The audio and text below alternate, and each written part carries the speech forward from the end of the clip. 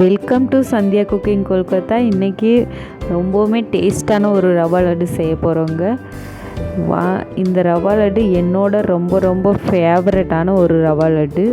வாங்க எப்படி செய்யலான்னு பார்க்கலாம். அதுக்கு முன்னாடி நம்ம சேனலை மறக்காமல் சப்ஸ்கிரைப் பண்ணிடுங்க. எங்களோட இந்த சின்ன சேனலுக்கு உங்கள் பெரிய சப்போர்ட்டை கன்ஃபார்ம் கொடுப்பீங்கன்னு நம்புகிறேன்.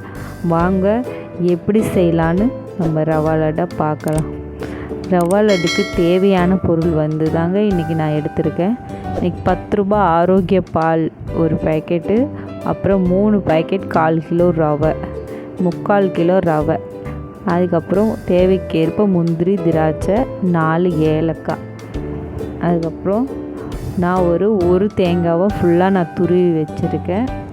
அது அவ்வளோதாங்க. அதுக்கப்புறம் ஒரு கடாய் நான் வச்சுருக்கேன். நம்ம குழம்பு செய்கிற கடாயில் இந்த மாதிரி தண்ணியை கொதித்து எரிஞ்சிட்டோன்னா அந்த காரம் இல்லாமல் காரல் அடிக்காமல் இருக்கும். அதனால் நான் சுடு தண்ணி பண்ணி ஊற்றிட்டேன். அதுக்கப்புறம் அதே கடாயில் நம்ம ரவையை 3/4 கிலோ ரவையை நம்ம போட்டுக்கலாம். போட்டுட்டு இதை நல்லா ஒரு பொன்னிறமாக வறுத்து எடுத்துக்கலாம்.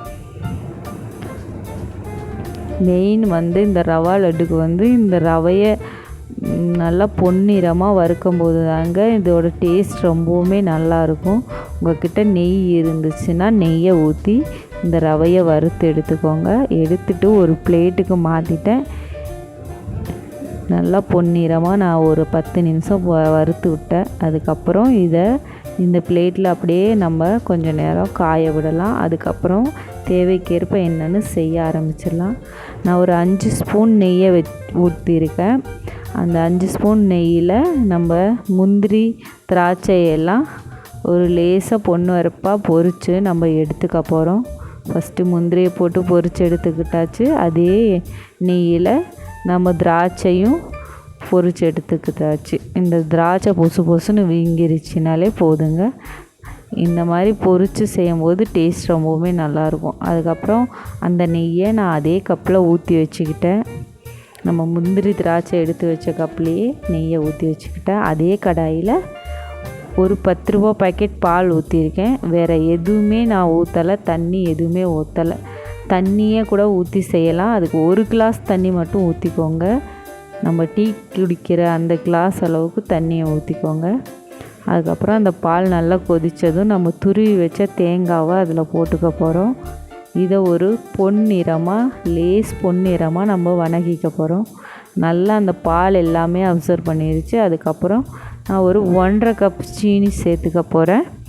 இந்த 1.5 கப் சீனி தேங்காய் போட்டதுனால நம்ம அதிகமாக சேர்க்க வேணாம். சீனி தேங்காயிலேயே இனிப்பு இருக்கும்.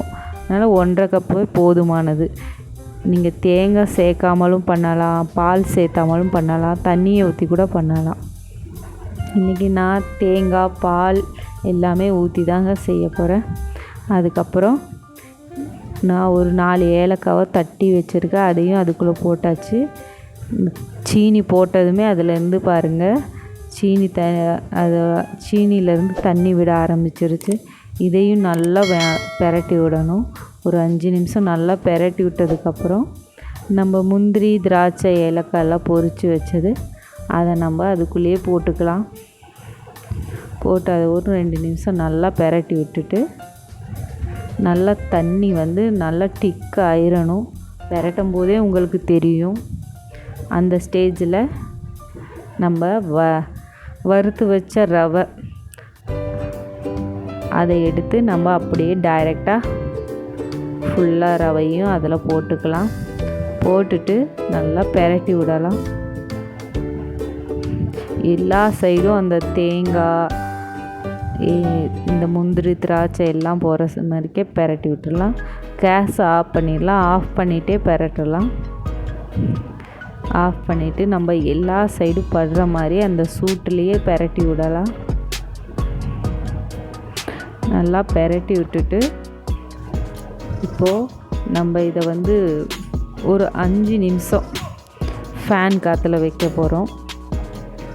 லேசாக அந்த சூடு கம்மியாகிற அந்த கடாய் சூடு கம்மியாகிறதுக்கு மட்டும் ஒரு 5 நிமிஷம் நம்ம ஃபேன் முன்னாடி வைக்கலாம்.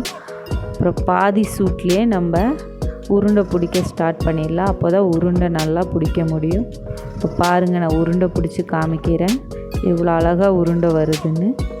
இந்த மாதிரி பண்ணிங்கன்னா கரெக்டாக 1 கிளாஸ் தண்ணி போட்டிங்கன்னா கரெக்டாக இருக்கும். அதிகமாக தண்ணி ஊற்றினீங்கன்னா ரவை கொல கொலன்னு ஆயிரும். நான் கரெக்டான பதத்துக்கு எடுத்து உருண்டை பிடிக்கிற பாருங்கள், கொஞ்சம் கூட பிசுறு இல்லாமல் வருது பாருங்கள் உருண்டை. லேஸ் சூடில் இந்த மாதிரி பண்ணும்போது சீக்கிரமாக உருண்டை பிடிச்சிக்கலாம், இல்லைன்னா உதிரி உதிரியாக விழ ஆரம்பிச்சிரும். இந்த மாதிரி நம்ம எல்லா உருண்டையும் பிடிச்சிக்கலாம். பாருங்கள், நம்ம ரவா லட்டு செம்மையாக ரெடி ஆயிடுச்சு. என்னோடய ஃபேவரட் ரவா லட்டு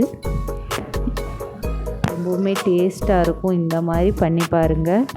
வெறும் சீனி ரவை போட்டு செய்யும்போது அது வெறும் ரவையில் சீனியை போட்டு சாப்பிட்ற மாதிரி தாங்க இருக்கும். நீங்கள் இந்த மாதிரி தேங்காயும் பாலும் எல்லாம் ஊற்றி செய்யும்போது செம்ம டேஸ்ட்டாக இருக்கும் ரவா லட்டு. இப்படி ஓப்பன்லேயே வச்சிட்டிங்கன்னா அந்த ரவா லட்டை வந்து 2-3 நாள் 5 நாள் கூட கெடாமல் இருக்குங்க. நல்லா இப்படி ஓப்பன்லேயே விட்டுறணுங்க. பிளேட்டில் போட்டு அப்படியே ஓப்பன்லேயே விட்டுட்டிங்கன்னா ஒன்றுமே ஆகாது. நல்லா காஞ்சதுக்கப்புறம் வேணால் நம்ம எடுத்து வச்சுக்கலாம்.